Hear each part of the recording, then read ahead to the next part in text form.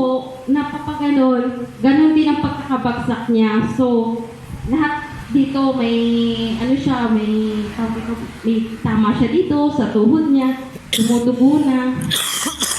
Lahat kami, nagsa-Sunday school kami noon, lahat kami napatayo at nakita nga namin si Lolo Papang. Kaya lang, huli na namin siyang hindi namin siya nasalok agad. So, kahit gano'n yung naranasan niya, makikita mo pa rin siya every Wednesday sa prayer meeting at saka every Sunday.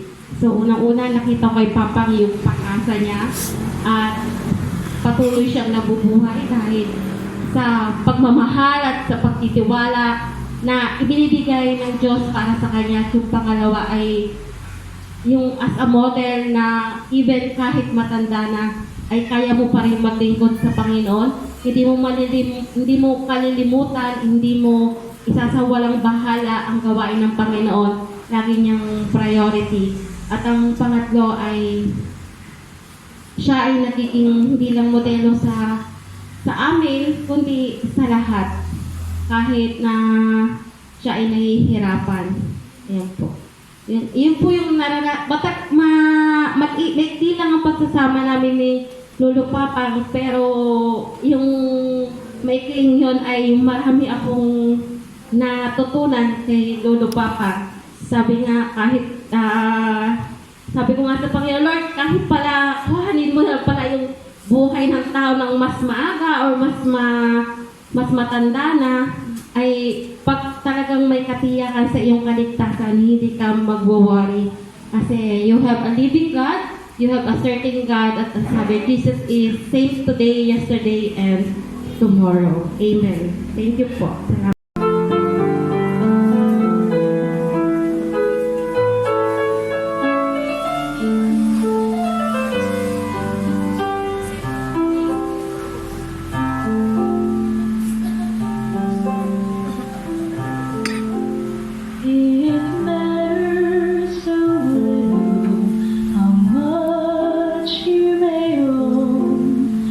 Places you've been or the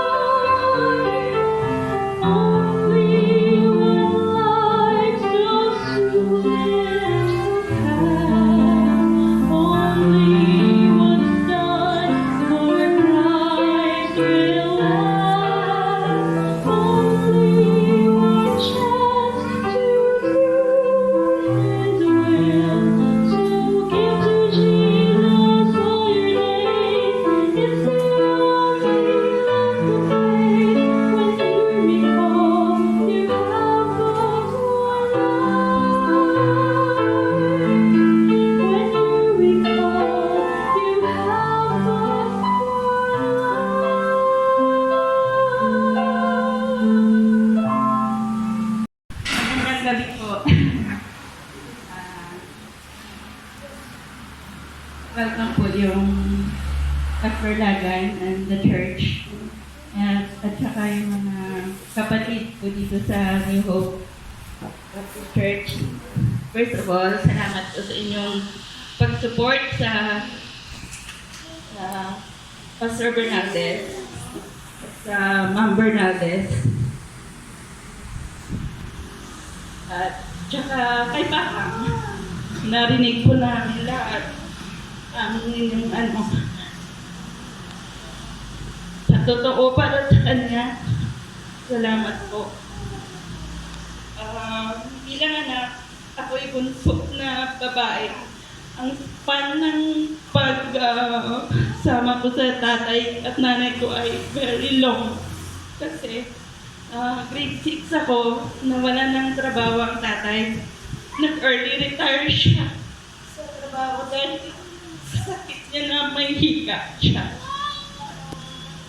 So, si Papa nag-stay sa bahay na pinakamatagal kasama kasi ang mga kuya at ate nag-graduate na sila. Nag-work na sila para sa Panginoon. Nag-include sila para sa Diyos. Nag-stay kami sa Pinalbagan, Negros Occidental. Dahil wala na siyang trabaho, sobrang hirap ang aming naranasan. Mahirap kasi wala na siyang full-time na trabaho. Ang nanay ko na lang ang dahil sinusupport ang health ng tatay namin. So,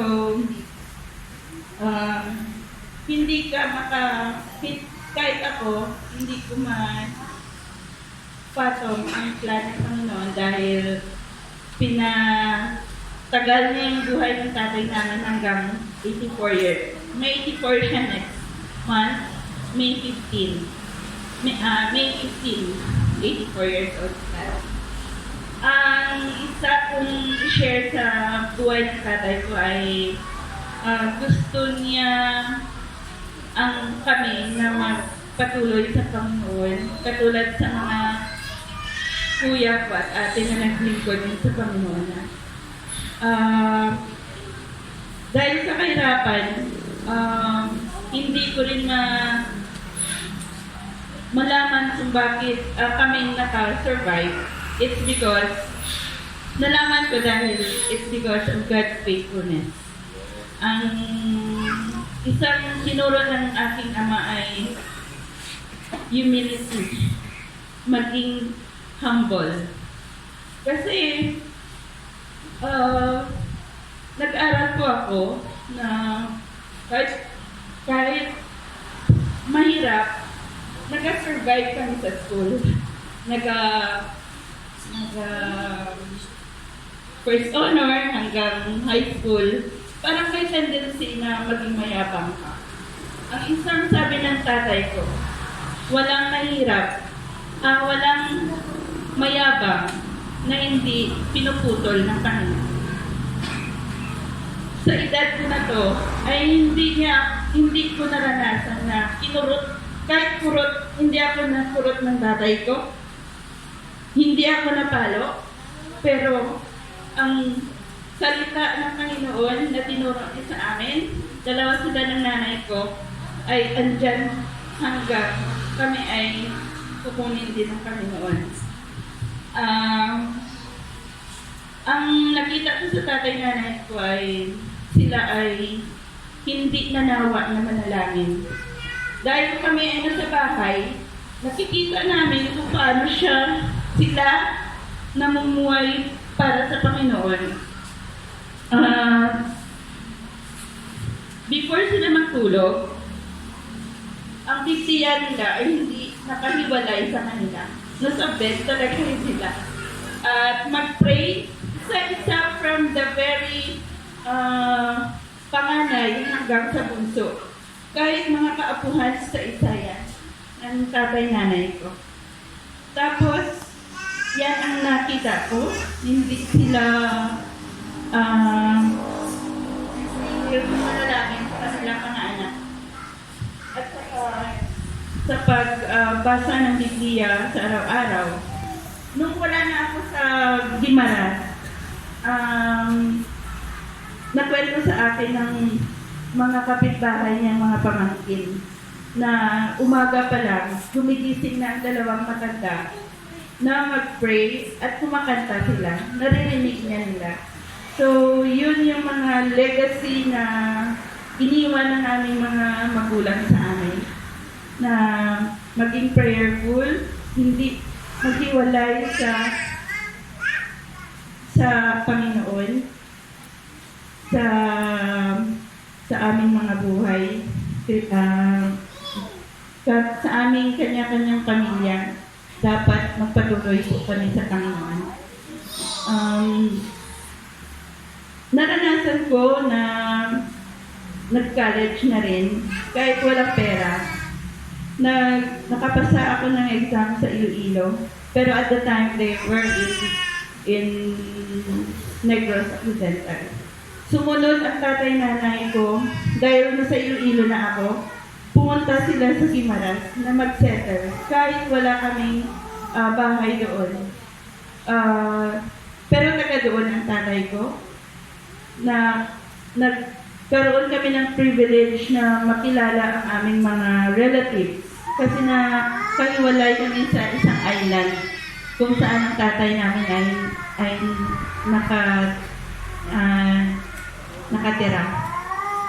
So, ang aming mga cousins, mga relatives, nakilala namin dahil sumunod sila umuwi sila sa Guimaras.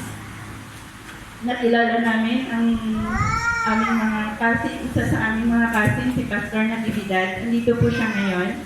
Salamat po, Pastor Natividad, sa inyong presensya. So, ang tatay namin ay isang responsable na tatay para sa amin. At kahit mahirap, patuloy siya na survive na maalagaan kaming lahat. At salamat po sa buhay niya na kahit hirap na siya na sa kanyang hika, patuloy pa rin siya na naglingkod sa Panginoon. Yan lang po ang aming pinapasalamatan sa Panginoon na binigyan niya kami ng mga magulang na faithful sa Kanya at kami ng mga anak niya ay hindi din maghiwalay at maging faithful po sa Panginoon. Salamat po. Maraming pong salamat, Bibi.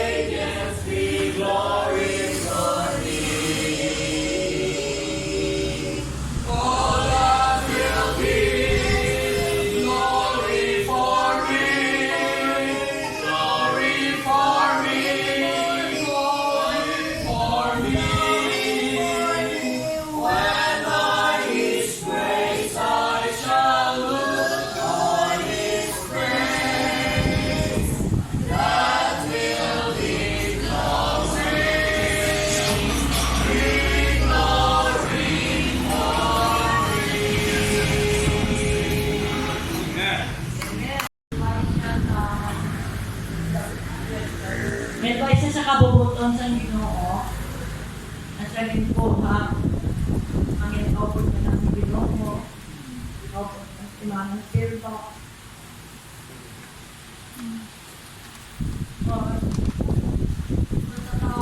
tao lang sa mabaton. Pero ikabubuton yung Ginoo. At ako atong salamat. Salamat ang buhay mano. Bakit na ilo sa tatay. Sila ang tutukan naman nga nanay kay tatay dinanap. Nanap.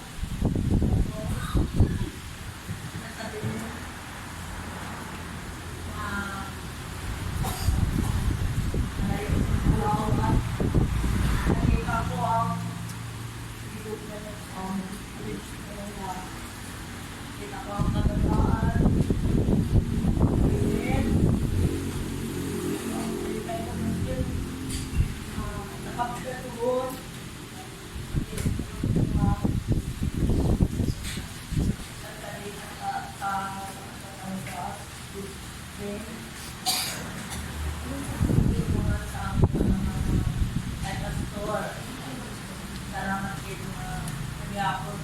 Padayon sa kayo na nag-open ko no. Sabi mo, nagapit ka mo sa hindi ka magkalikod sa ninyo mo. Kinano-trade ka mo sa mga ato. Salamat ka. Kasi nga diyon, kaibigan ako sa kanta, Iguano. Sino makaintindi sinasabi sa ato. Dapat sila makanta. Ang maganda ako niyang kanta, ang tak na hapit na. Ay, di maapuslan ang tingog ko sa puntamatian, pero inakalipay ko sa Ginoo kay nabinag-linis pagubot na itong pamilya.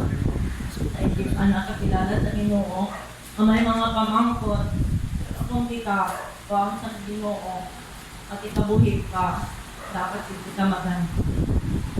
So, that's why ako naganda.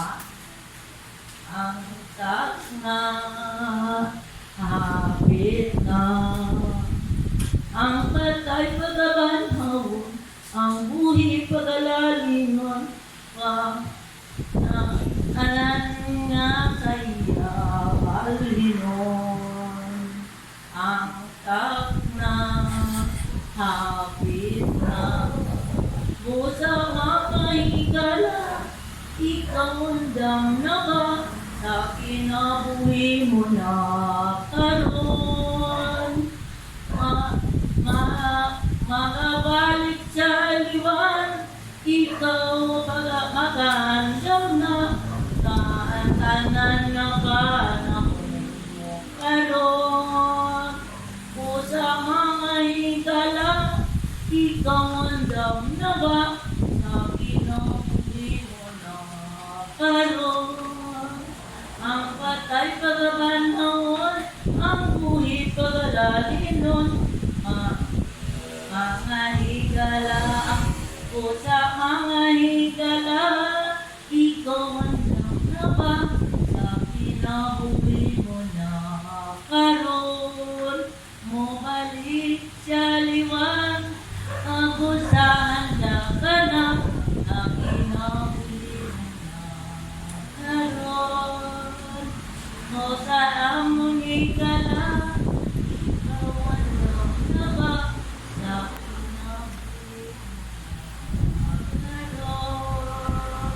Mo balik sa liwan, ikaw andam na ba, sa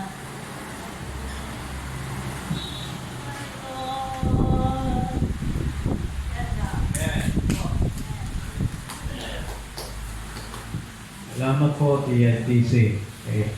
Sabi niya, nung pumunta kami kasi doon sa kanila,